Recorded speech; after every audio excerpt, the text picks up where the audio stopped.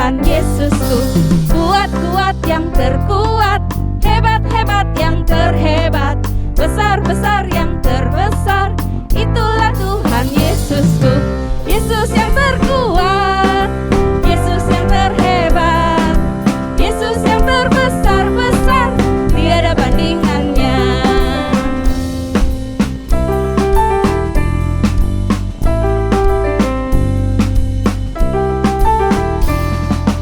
Kuat-kuat yang terkuat, hebat-hebat yang terhebat, besar-besar yang terbesar, itulah Tuhan Yesusku. Kuat-kuat yang terkuat, hebat-hebat yang terhebat, besar-besar yang terbesar, itulah Tuhan Yesusku. Yesus yang terkuat, Yesus yang terhebat, Yesus yang terbesar-besar, tiada bandingannya.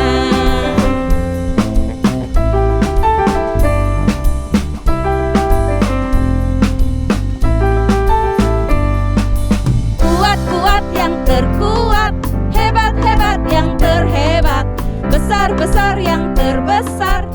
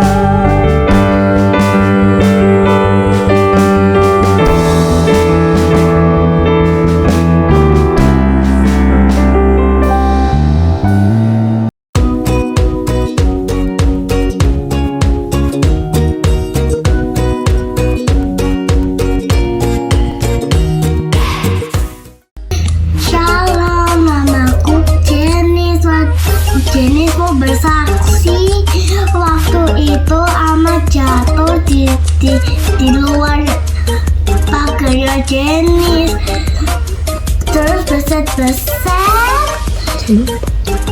sama bengkak. Terus jenis Tuhan Yesus sama jatuh di luar pagarnya jenis.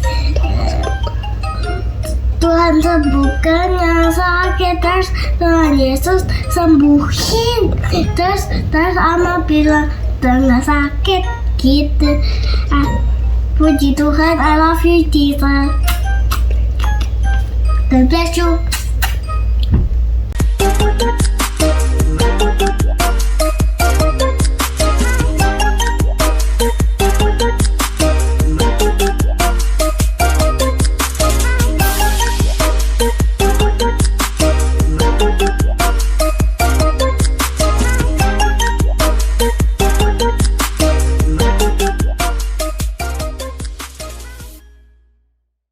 Selamat sore anak-anak semuanya. Kita akan kembali ya sore ini belajar kebenaran firman Tuhan dalam Bible Study for Kids di sore hari ini. Sebelum mulai kita akan berdoa dulu. Yuk kita akan berdoa ya semuanya. Bapa kami yang ada di dalam surga, kami mengucap syukur dan terima kasih Tuhan untuk sore hari ini, untuk kesempatan yang Tuhan berikan buat kami untuk belajar dan kembali lagi untuk lebih dalam mengerti kebenaran firman-Mu. Tuhan, Kau tolong Tuhan, supaya kami dapat mengerti setiap kebenaran firman-Mu. Kami mau menyiapkan telinga, mau menyiapkan hati dan pikiran kami Tuhan. Dan kami mau lebih lagi melakukan firman-Mu, sehingga kami dapat menjadi anak-anak yang dapat menyenangkan hati Tuhan. Iman kami kuat, tertanam di dalam Engkau. Sekali lagi Tuhan kami serahkan semua di dalam tangan-Mu, hanya di dalam nama-Mu kami berdoa dan mengucap syukur. Amin. Oke, selamat sore semuanya. Senang sekali ya sore hari ini kita berjumpa untuk belajar satu lagi tema, satu lagi materi.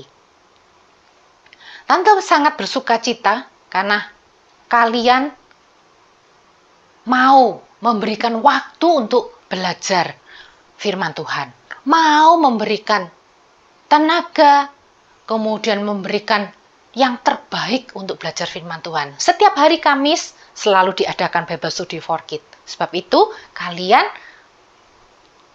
tambahi lagi porsinya untuk belajar firman Tuhan.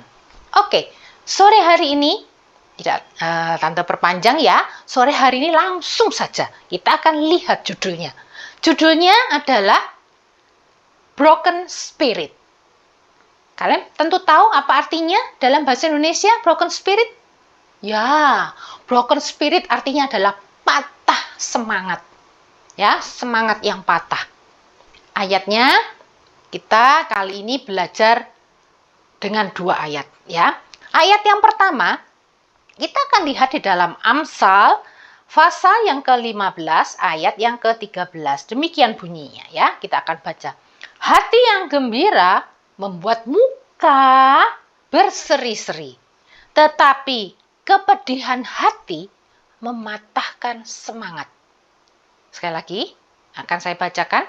Hati yang gembira membuat muka berseri-seri, tetapi kepedihan hati mematahkan semangat.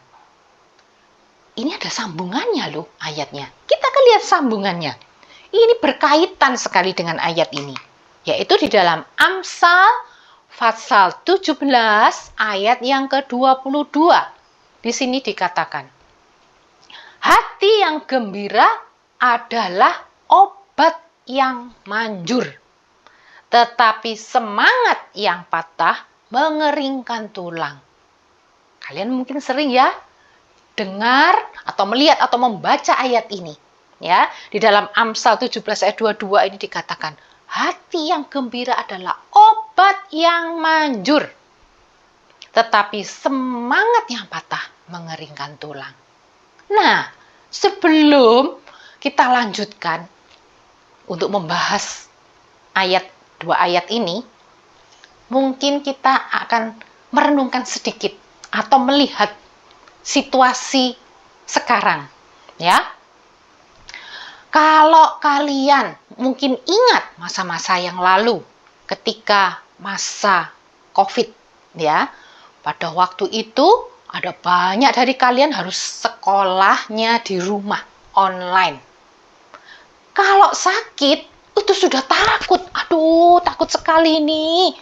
Karena nggak berani pergi ke dokter, nggak berani ke rumah sakit. Jadi takut, maka semuanya harus menjaga imun, menjaga badannya supaya tidak sakit. Nah, kalau sekarang, kalau sakit enak, tinggal ke dokter. Bener ya, ke dokter ya. Orang sakit perginya ke dokter. Harapannya apa? Harapannya supaya diperiksa sama dokternya. Diperiksa dan diberi obat.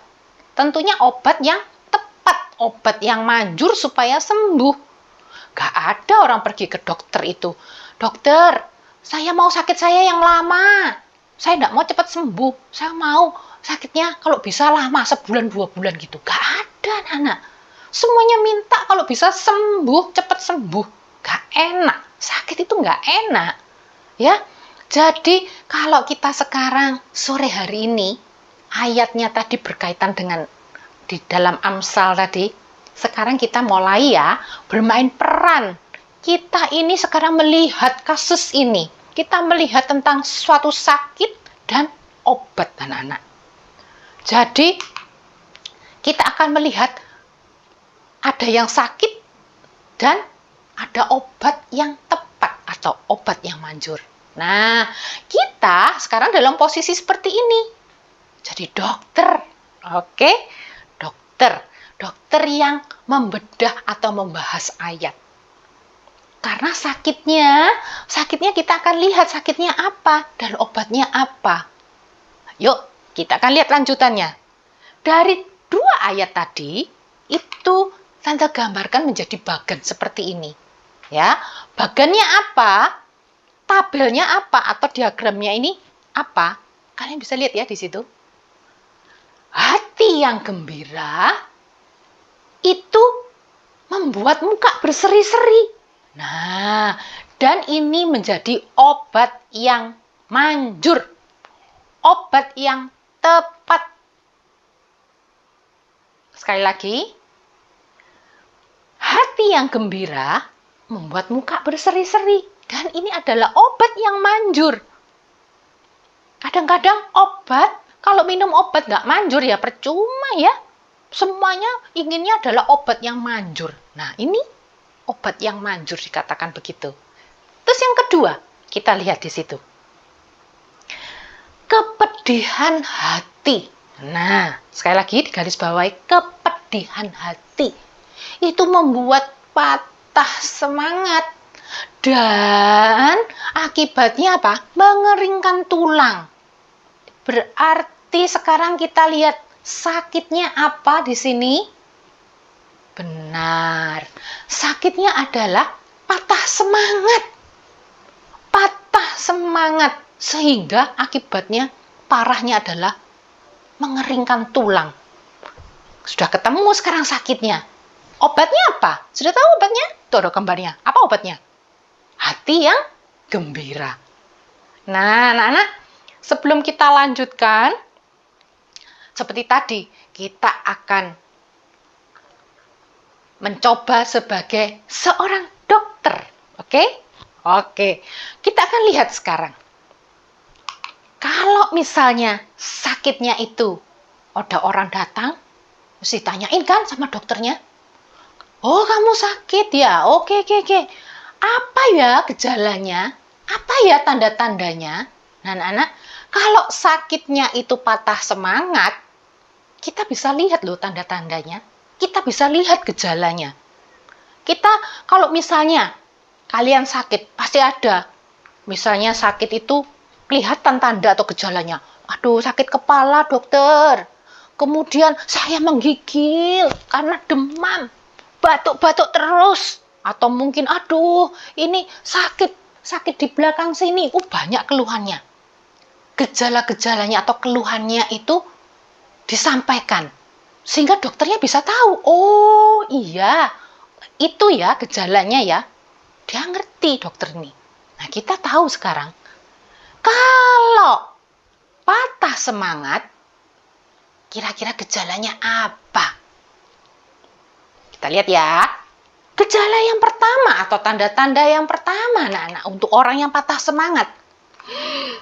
Mukanya lesu. Mukanya masam. Tidak ada sukacita. Tidak ada gembira.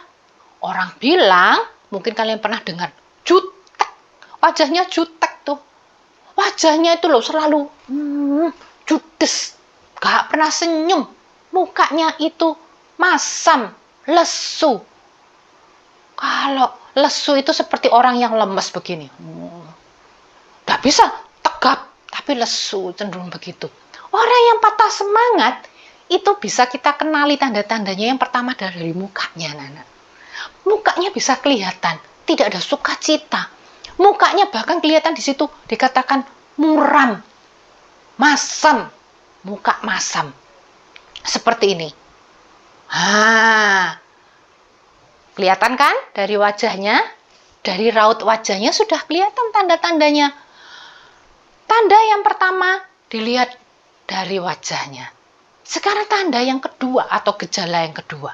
Gejala yang kedua dari orang atau anak yang patah semangat. Apa ini? Tidak mau berusaha. Anak-anak sekalian, kalau orang tidak mau melakukan suatu usaha, tidak mau melakukan suatu aktivitas, kira-kira ada hasilnya enggak? Mendapat hasil enggak? Enggak ya? Ini contoh nih. Misalnya sudah tahu besok ini ulangan matematika misalnya. Atau ada tugas menggambar misalnya. Atau tugas misalnya harus interview, misalnya begitu. Sudah ngerti begitu, hari ini tidak mau melakukan apa-apa, tidak mau berusaha. Baru lihat tulisannya sudah, gak bisa, pasti remedi. Ini sudah pasti gak bisa selesai, tugasnya gak selesai ini, gambarnya gak selesai, ditunda aja, ngumpulkannya terlambat aja. Nah, kalau orang atau anak tidak mau berusaha, kira-kira ada hasilnya enggak? Gak ada hasilnya. Dan ini, orang seperti ini, itu adalah gejala paling parah di dalam patah semangat. Semangat yang patah itu, ini orang bilang, orang seperti ini adalah orang yang pasif, tidak mau melakukan sesuatu, tidak mau berusaha. Nggak akan mendapat apa-apa, anak-anak. Ya, ini tidak mau berusaha. Gejalanya banyak kita temui, tapi orang nggak ngerti kalau ini akibatnya bisa fatal. Akibatnya bisa parah, ya. Akibatnya bisa ke depannya tidak baik. Kadang-kadang tidak sadar. Karena anggapnya, gak apa-apa. Sudah nggak bisa, percuma berusaha. Nah, sekarang gejala yang ketiga. Kalau gejala yang pertama dari mukanya kelihatan, yang kedua tidak mau berusaha, yang ketiga ini mau berusaha, anak-anak. Mau berusaha, mau mencoba. Pada waktu mencoba, terus ketika gagal atau ketika hasilnya kurang baik atau tidak berhasil, langsung berhenti, menyerah. Nah, tanda yang ketiga adalah mudah menyerah. Sudahlah, sudah dicoba sekali, cukup. Kalau aku tidak mencoba, kalau aku tidak berusaha, nanti papaku itu marah, mamaku itu pasti nanti akan ngomel. Jadi sudah tak coba, tapi sekali sudah cukup. Nah, komentar seperti itu, kata-kata seperti itu banyak loh ditemukan. Sudah mencoba sekali, gagal, berhenti. Ini mudah menyerah. Ini gejala yang ketiga, tanda-tanda yang ketiga dari orang yang patah semangat. Tante harap tidak ada di sini yang mengalami ini, mudah menyerah. Karena apa? Kenapa Tante berkata begitu? Karena banyak sekali generasi sekarang ini itu dikatakan, orang-orang berkata bahwa ini adalah generasi stroberi.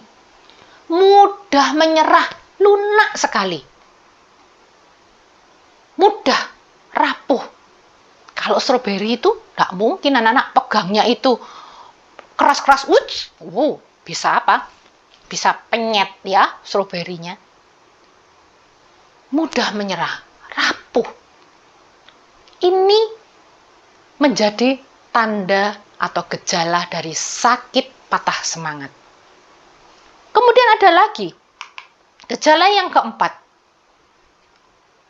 putus asa atau rapuh tadi itu ya.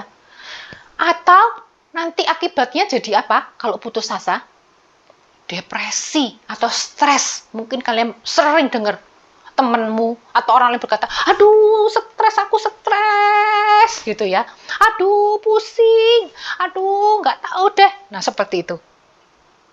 Bisa juga nangis, aduh nggak ngerti, sudah aku nggak mau. Nah ini lanjutan dari mudah menyerah atau tadi tidak mau mencoba. Ini lanjutannya anak-anak. Lanjutannya adalah putus asa dan depresi. Kalau ini gejalanya tahu, ini menunjukkan bahwa orang-orang ini adalah orang yang sakit semangatnya, yaitu patah semangat. Kalau patah tulang bisa disambung, bisa dioperasi disambung. Bagaimana dengan patah semangat anak-anak?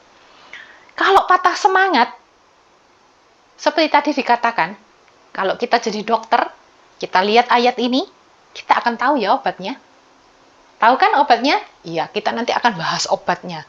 Tapi kita akan lihat dulu, kalau sakit ini, patah semangat ini, terus-terusan, dibiarkan terus, apa yang terjadi?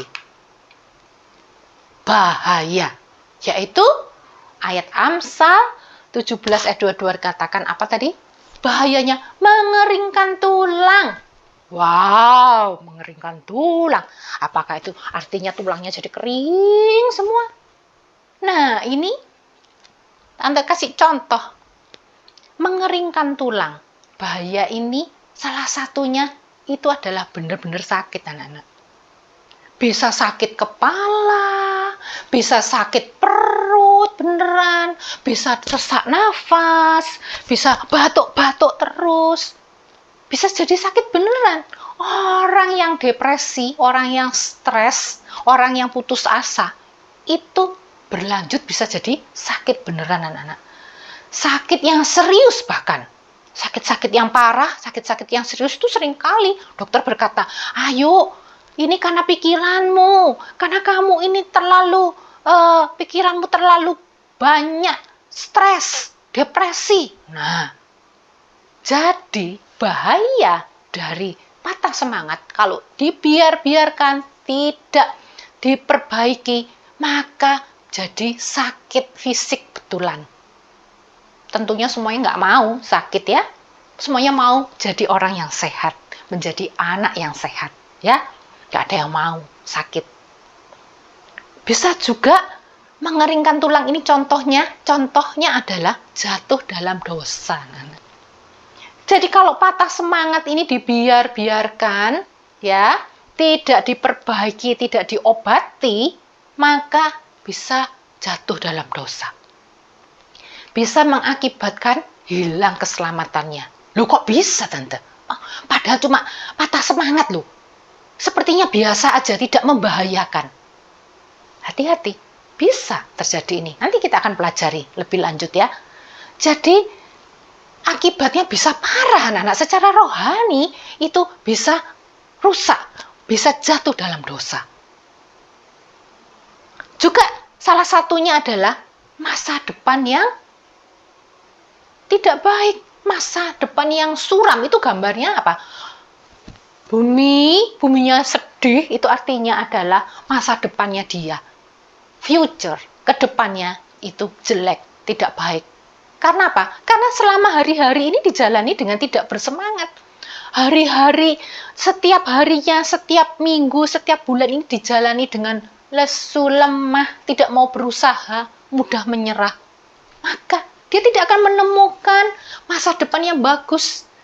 Dia tidak akan mendapatkan masa depan yang indah, tetapi masa depan yang suram. Gak ada yang mau kan di sini? Tante yakin semuanya pengen punya masa depan yang bagus, pengen pekerjaan yang baik, pengen nilai yang bagus, pengen dapat menghasilkan sesuatu yang positif, yang baik. Semuanya inginnya seperti itu. Nah, jadi karena bahayanya seperti ini, maka sore ini kita akan melihat lebih lanjut tentang ayat ini. Berarti ayat ini penting loh anak-anak. Ayat ini penting sekali. Karena banyak orang tidak sadar, terutama orang-orang muda, kalau ini akibatnya bisa bahaya, bisa parah. Sebab itu kita lihat yuk sekarang ya, kelanjutannya. Penyebabnya. Apa sih penyebabnya orang yang kok bisa patah semangat? Kalau patah tulang biasanya karena jatuh, karena kebentur, bisa patah tulang. Ini patah semangat, apa penyebabnya? Ayat dalam Amsal 17, ayat 22, kemudian sebelumnya tadi, Amsal 15, ayat 13, dikatakan di situ apa? Dikatakan di situ, kepedihan hati itu penyebabnya. Ya, kepedihan hati yang pedih sekali. Pedih itu apa sih? Kalian pernah ketika jatuh, ada luka terbuka, terus kena air anak-anak. Langsung biasanya, aduh pedihnya, aduh pedih. Gitu ya, misalnya tangannya luka. Kemudian tangannya luka ini kena air atau kesenggol sesuatu, aduh pedihnya. Pedih itu sakit. Jadi ini adalah kepedihan hati anak-anak. Patah semangat itu disebabkan karena kepedihan hati. Tadi ya, tadi yang bagan tadi, kalian masih ingat kan? Yang pertama tadi. Bisa dilihat dari gambarnya ini. Reaksi orang kepedihan hati. Tuh, kalian bisa lihat raut wajahnya. Kalau orang pedih hatinya ini, itu bisa kita lihat. Ikut sedih rasanya ya, bener nggak? Iya. Nah, ini dikarenakan apa? Pedih hati biasanya karena yang pertama adalah kegagalan. Sekarang nanti akan beritahu kalian ya. Kegagalan itu adalah suatu kesempatan untuk kalian dapat lebih baik. Ya, untuk belajar lebih banyak, untuk menjadi lebih baik. Itulah arti kegagalan anak-anak. Kegagalan itu berarti artinya kalian butuh waktu lebih panjang untuk melakukan yang lebih baik. Jadi, kegagalan tidak boleh dijadikan alasan untuk tidak bersemangat. Kalau kegagalan ini seperti itu, nangis, terus waktu remedi, ini ulangan dapat 0. Pada waktu remedi, dia nggak bersemangat lagi untuk belajar. Sudah dah, nggak bisa, pokoknya nggak bisa. Kira-kira bagaimana anak-anak? Hasilnya tidak akan mendapatkan apa-apa. Jadi kegagalan itu seringkali menjadi penyebab orang ini pedih hatinya. Hatinya menjadi sedih sekali karena gagal. Sedih boleh, sebentar saja. Kalian misalnya sedih, kok dapat nilai jelek? Bukan berarti, hore nilaiku jelek. Enggak ya. Mungkin sedih, aduh nilaiku jelek. Ya, sebentar saja. Karena kalian harus ingat, kalau aku gagal ini, berarti aku punya kesempatan untuk belajar lebih baik. Punya kesempatan untuk mendapatkan lebih banyak lagi waktu untuk belajar.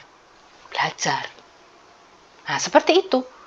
Jangan jadikan kegagalan ini penyebab sakit, patah semangat. Tapi banyak orang, kegagalan ini jadi alasan dia tidak bersemangat. Sebab itu, kita akan belajar sore hari ini. Kalau ini menjadi penyebab yang paling utama, kita harus berdoa. Tuhan, aku tahu bahwa kalau saat ini aku tidak berhasil, pada saat ini aku gagal, itu bukan suatu kebetulan. Ini adalah suatu kesempatan untuk Tuhan mau aku lebih baik. Ini suatu kesempatan untuk Tuhan mau aku menjadi lebih, misalnya apa? Lebih baik dalam nilainya, lebih baik dari hasil lombanya, lebih baik lagi dari hasil karyanya, hasil kerjanya. Banyak. Ya, ini yang pertama. Sekarang penyebab yang kedua, orang yang patah, yang pedih hatinya. Ya, ini. Apa ini? Kecewa. Kecewa akan keadaan. Gak tahu keadaan apa, biasanya sering kali. Keadaan keluargamu, keadaan sekolahmu, keadaan nilaimu. Banyak sekali. Seringkali orang kecewa atau tidak puas, ini Alkitab berkata apa? Berarti tandanya tidak bersyukur. Ada beberapa anak, ya, selalu mengatakan dia kecewa terhadap orang tuanya. Dia kecewa terhadap papa mamanya. Dia kecewa terhadap gurunya. Orang lain itu jadi alasan. Jadi padahal sudah tahu loh ya, kalau nggak belajar itu nilainya jelek. Sudah tahu, tapi yang disalahkan yang lainnya. Yang disalahkan adiknya, iya ini adikku soalnya, ganggu terus. Nah, padahal dia yang nggak belajar.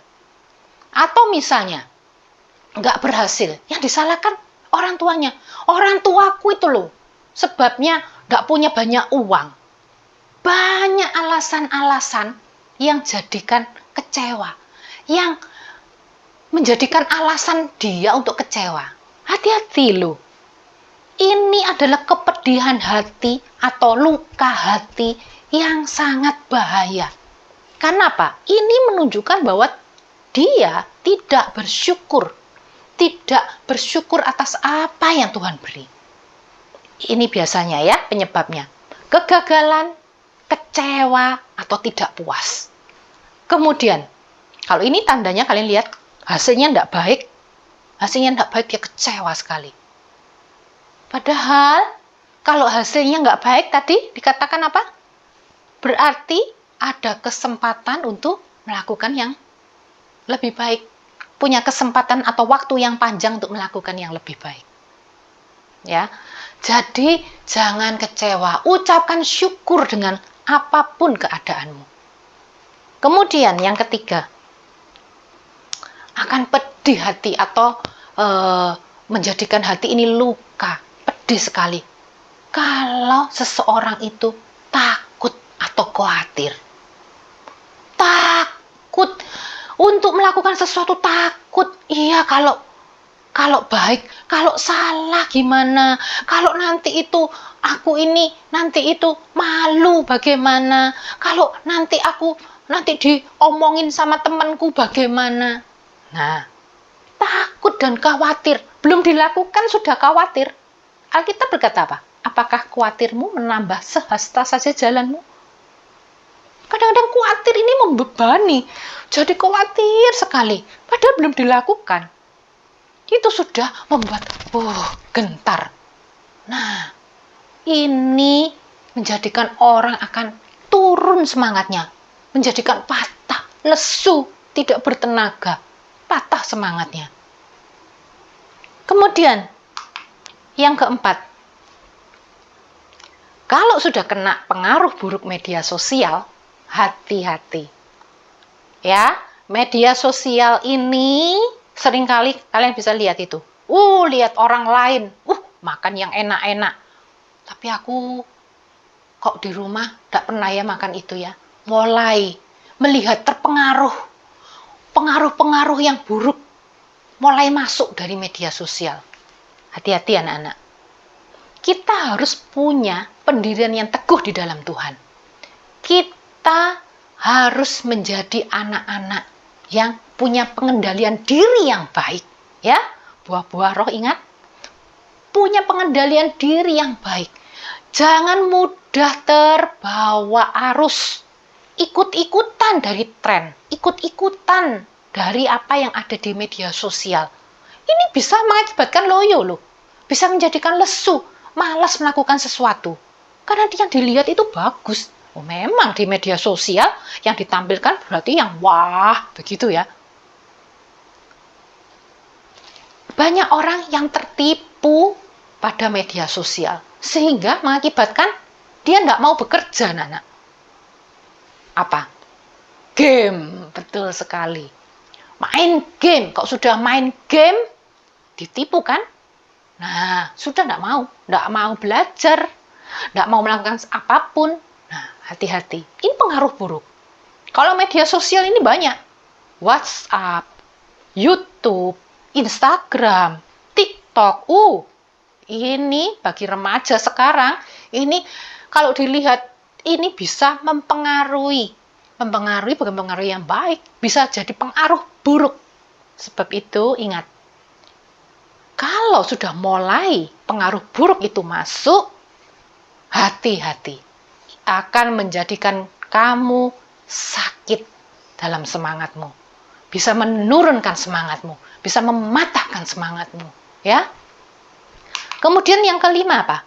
Suka membandingkan diri dengan orang lain. Itu loh, lebih besar, lebih tinggi, aku kok kecil. Itu loh, nilainya kok bisa ya, bagus ya. Padahal dia belajarnya sedikit, aku lebih banyak. Mulai membanding-bandingkan. Itu loh. Papa mamanya punya mobil, aku loh diantarnya cuma naik sepeda motor. Bahkan kadang-kadang aku naiknya adalah naik bemo, aku naik bis. Mulai membanding-bandingkan dirinya dengan orang lain. Hati-hati, ini bisa jadi penyebab orang patah semangat. Karena apa? Ini orang bilang iri. Ini adalah dasar dari iri. Sudah mulai dibanding-bandingkan, terus mulai lihat, wah, iya, karena papa mamahnya kaya. Iya, karena itu gurunya bagus, sekolahnya bagus. Iya, karena banyak sekali. Anak-anak, jangan membandingkan dirimu dengan orang lain. Kalau mau membandingkan, bandingkan dirimu sendiri. Yang lalu aku seperti ini, sekarang aku harus lebih baik. Yang lalu aku ini dapat nilai 4, sekarang harus dapat nilai 8. Yang lalu aku masih kalah dalam lomba menggambar, sekarang aku berusaha lebih baik gambarnya. Nah, kalau membandingkan, bandingkan dengan dirimu sendiri, jangan dengan orang lain. Ya. Supaya apa? Supaya kalian bersemangat, kalian mengejar hal-hal yang baik. Tidak tambah loyo, tidak tambah lesu. Nah, kemudian yang keenam, akan pedih, biasanya orang yang pedih hatinya. Pedih, susah hatinya, luka batinnya. Kalau ini anak-anak, apa ini? Sensitif. Sensitif terhadap perkataan orang lain, perbuatan orang lain. Baru temennya, baru gini-gini aja. Sudah merasa, aku itu yang diomongin tuh. Aku itu, dia pasti ngomongin aku. Sensitif. Ada orang bilang, itu pemalu. Aduh, aku kok pemalu. Itu aku itu. Ada orang baru bilang, kamu kok grogi. Nah, dia menghina kan? Menghina aku. Nah, sensitif terhadap perkataan atau tindakan orang lain. Ini bisa menyebabkan pedih hati. Dan itu bisa membuat broken spirit. Patah semangat. Anak-anak, dari 6 penyebab ini, Tante harap kita bukan cuma membahas saja, bicara saja. Enggak. Tapi kalian harus tahu, kalau ini penyebabnya, berarti harus disingkirkan penyebabnya. Kalau orang sakit, anak-anak, misalnya tahu, ini dia sesak nafas karena bulu kucing. Ya berarti jangan pelihara kucing supaya dia tidak sesak nafas. Penyebabnya itu yang harus dibetulkan. Jadi kalau sudah tahu penyebabnya ini, anak-anak berdoa. Kalian berdoa, Tuhan, aku mau membuang penyebab ini. Aku tidak mau mudah iri. Aku tidak mau sombong. Aku tidak mau seperti kita bahas tadi. Tidak mau malas. Tidak mau Tuhan kegagalan itu jadikan hal yang menakutkan. Nah, seperti itu. Harus belajar begitu anak-anak. Nah, sekarang obatnya. Obatnya adalah hati yang gembira. Obat yang manjur. Obat yang manjur. Semuanya pingin obat yang manjur. Nggak ada mau obat yang tidak manjur. Ya, nggak ada yang mau obat yang diminum banyak nggak sembuh-sembuh. Ya, nggak mau. Semuanya mau obat yang manjur. Patah semangat obatnya satu, yaitu hati yang gembira. Ya, hati yang gembira. Jadi kesimpulannya, semua itu berasal dari hati anak-anak. Kalau hatinya pedih, nah seperti itu, bisa mengakibatkan patah semangat. Tapi kalau hatinya gembira, itu mukanya berseri-seri. Dan itu menjadi obat dari segala sesuatu. Obat dari orang yang semangatnya loyo. Orang yang patah semangat, yang broken spirit, itu akan disembuhkan dengan hati yang gembira. Ya. Ayatnya kita baca ya di dalam Yesaya 40 ayat ke-29. Dia, ini Tuhan, memberi kekuatan kepada yang lelah dan menambah semangat kepada yang tiada berdaya. Tuhan itu sanggup anak-anak memberikan, dikatakan di sini, memberikan kekuatan bagi kita.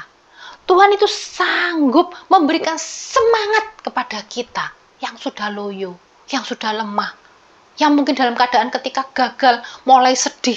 Tuhan memberikan kekuatan, ayo bangkit. Tuhan sanggup memberikan kekuatan itu. Kalau dikatakan di gambar sini, semangat gitu ya, ayo semangat. Tuhan memberikan kekuatan itu, kemampuan itu untuk kalian bisa bangkit, untuk kalian bisa keluar dari kelelahan, keluar dari kelesuan, keluar dari depresi atau stres, ya. Dan kita akan bersemangat. Ini ayatnya, Yesaya 40 ayat yang ke-29, ayat yang bagus sekali. Semangat, cayo, itu yang Tuhan mau terhadap kita. Mau terhadap anak-anak semuanya, mulai dari yang kecil sampai besar, bahkan sampai yang tua, yang dewasa pun harus semangat, ya. Semangat dalam melayani, semangat dalam belajar, semangat dalam bekerja, semangat. Oke? Nah, sekarang kalau tadi obatnya sudah ada anak-anak, yaitu hati yang gembira, dan itu kelihatan dari muka yang berseri-seri, yang bercahaya, yang gembira.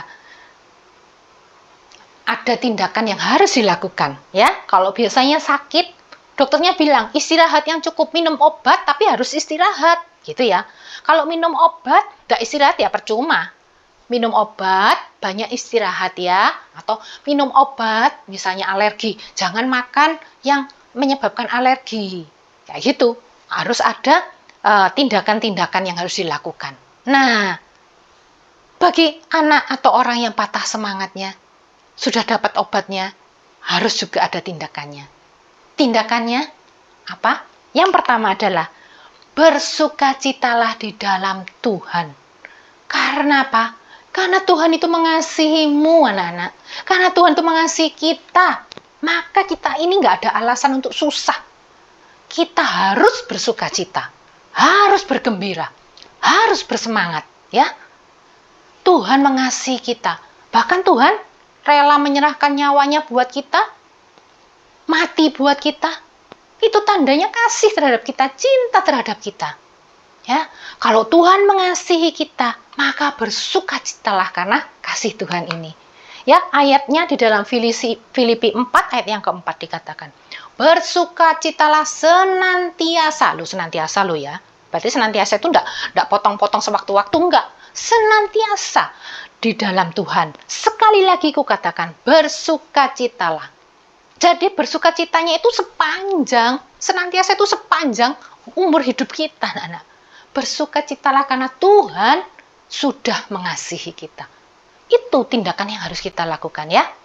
Kemudian yang kedua, percaya dengan iman bahwa Tuhan pasti menolongmu.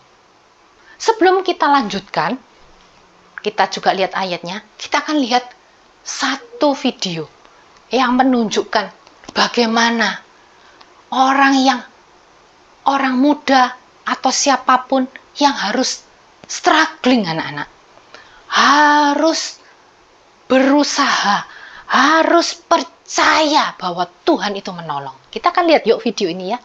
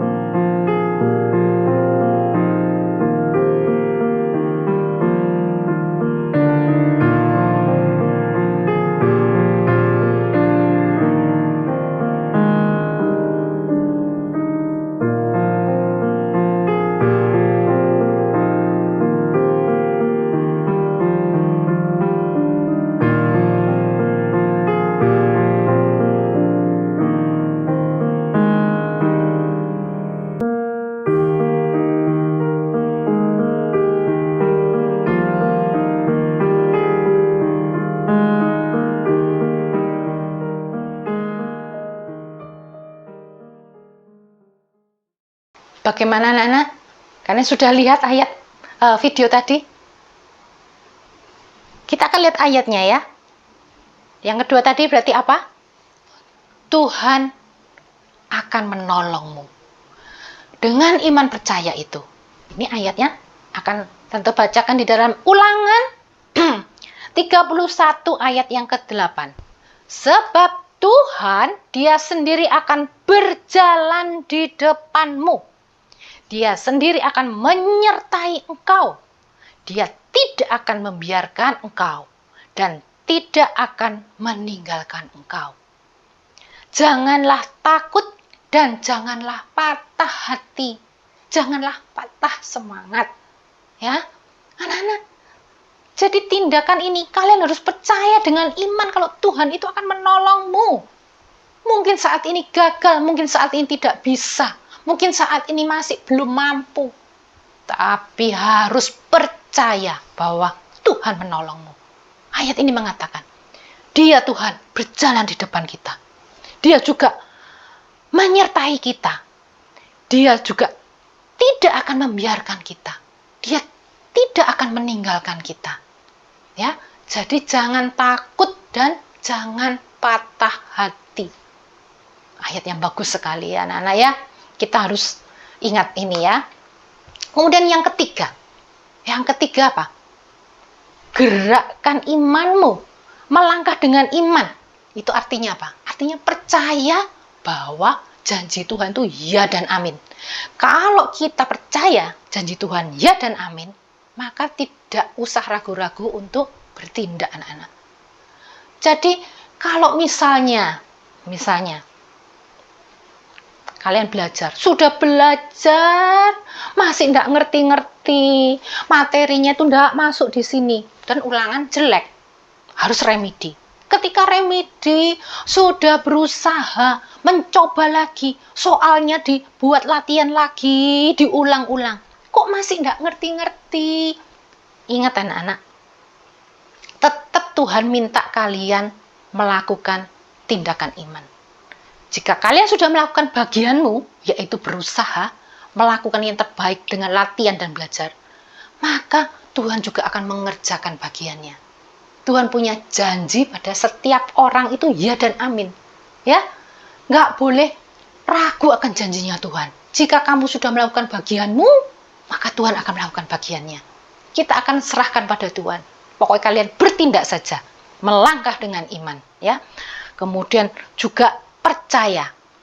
Nah, kita lihat ayatnya. Ayatnya ada di mana sih? Ayatnya ada di dalam 2 Tawarikh 15 ayat yang ke-7. Tetapi kamu ini, kuatkanlah hatimu, jangan lemah semangatmu, karena ada upah bagi usahamu. Tuhan tuh memberi upah terhadap usahamu. Ini Alkitab loh yang bilang anak-anak. Ya, Tuhan loh yang janji ini. Jadi dikatakan di sini, kamu kuatkan hatimu, jangan lemah semangatmu, jangan loyo, ya, jangan patah semangatmu, tetap berjuang. Karena apa? Karena ada upah bagi usahamu. Usaha yang sudah kamu lakukan, Tuhan akan memberikan upahnya. Tuhan akan melakukan bagiannya. Ini adalah janji yang luar biasa indah, anak-anak. Janji yang kalau Tuhan bilang ya, kita harus percaya dan kita melakukannya. Nah, sebelum kita lanjutkan, ada satu video yang bagus sekali. Kalian akan lihat satu contoh di dalam ada hasil dalam setiap usaha, ada upah dalam setiap usaha. Kita lihat ya bersama-sama, yuk.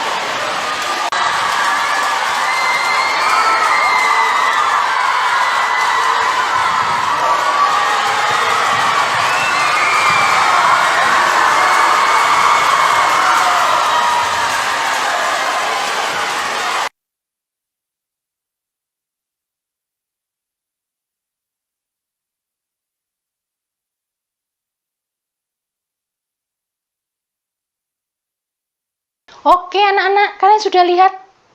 Pernah ikut lomba begitu? Pernah ya? Tarik tambang.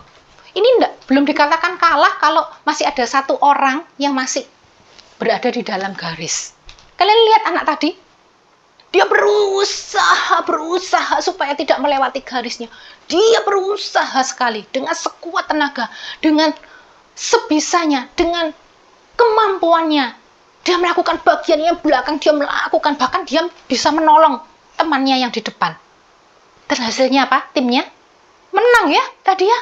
Luar biasa bisa menang loh. Nah.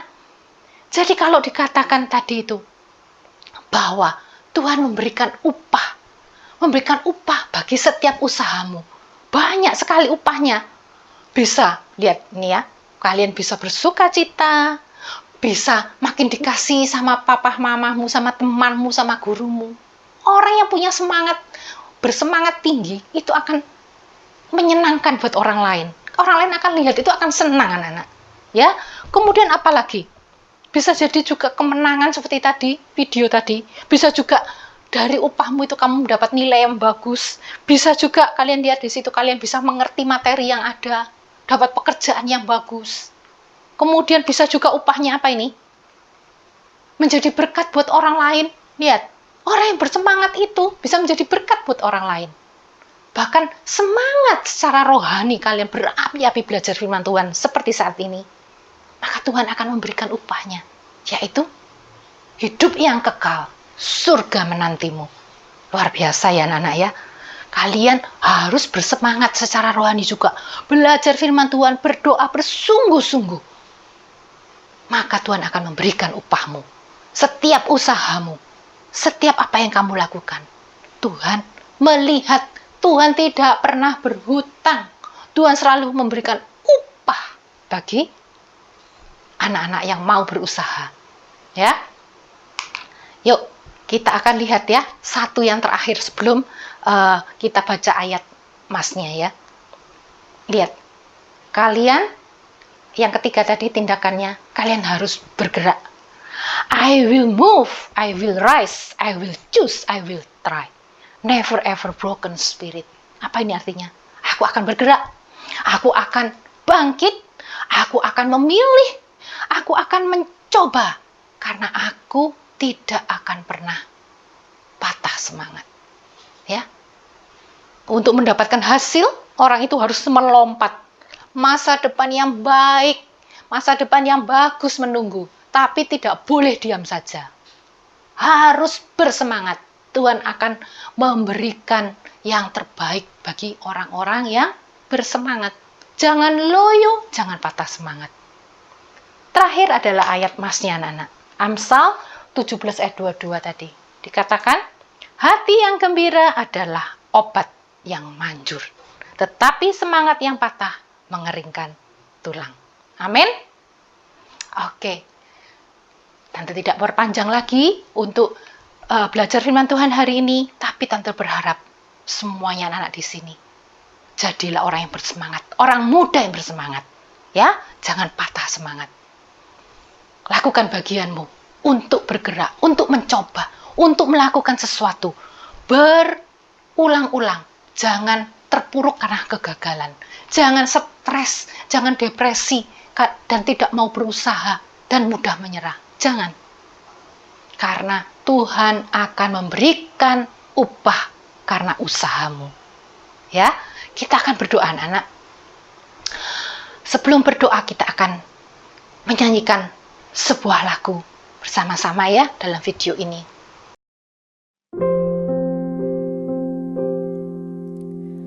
Dalam segala perkara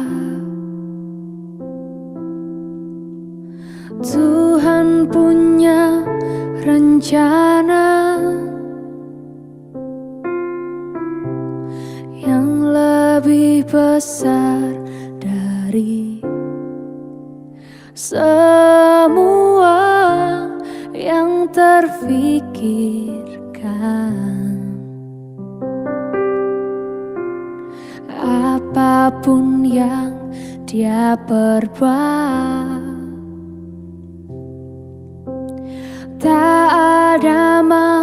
maksud jahat.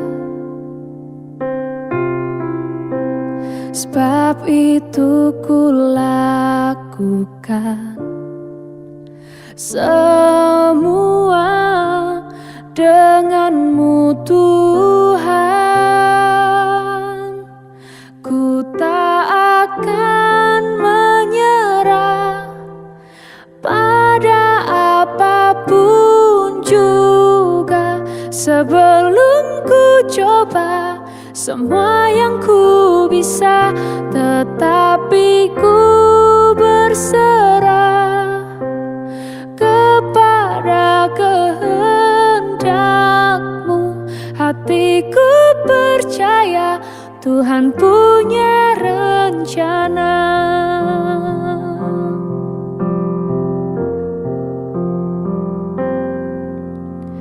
Apapun yang Dia berbuat, tak ada maksud jahat. Sebab itu ku lakukan semua denganmu Tuhan. Ku tak akan menyerah pada apapun juga, sebelum ku coba semua yang ku bisa, tetapi ku berserah kepada kehendak-Mu. Hatiku percaya Tuhan punya rencana. Ku tak akan menyerah pada apapun juga, sebelum ku coba semua yang ku bisa, tetapi ku berserah kepada kehendak-Mu.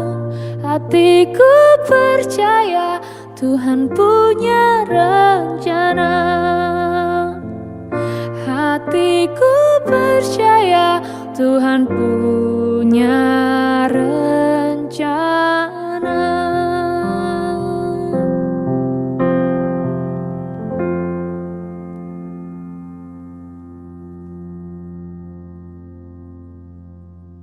Baik, kita akan berdoa ya. Bapa kami yang ada di dalam surga, kami mengucap syukur dan terima kasih untuk sore hari ini. Jika kami belajar satu hal Tuhan, bahwa kami harus bersemangat. Kami Tuhan percaya bahwa Tuhan akan menolong kami. Tuhan Yesus, sebab itu kami serahkan rasa takut khawatir kami dalam tangan-Mu. Kami percaya Tuhan menolong. Kami percaya Tuhan akan memberikan kepada kami anak-anak yang berharap kepadamu suatu hasil yang baik. Terima kasih Tuhan, terima kasih. Ampuni Tuhan jika selama ini kami mengalami Tuhan kepedihan hati, luka batin. Tuhan ampuni. Ajar kami Tuhan untuk menjadi anak-anak yang taat akan kebenaran firman-Mu, yang menurut akan firman Tuhan. Terima kasih Tuhan, terima kasih. Memberkati orang tua kami di dalam pekerjaannya, memberkati juga di dalam pendidikan kami Tuhan. Kami serahkan semua di dalam tangan-Mu. Kami percaya Tuhan memberikan masa depan yang indah bagi orang-orang yang berharap dan percaya kepada Engkau. Terima kasih Tuhan Yesus, terima kasih untuk semuanya. Hanya di dalam nama-Mu kami berdoa dan mengucap syukur, yaitu di dalam nama Tuhan Yesus. Amin. Oke, selamat bertemu minggu depan. Kita akan belajar lagi minggu depan. Bye-bye.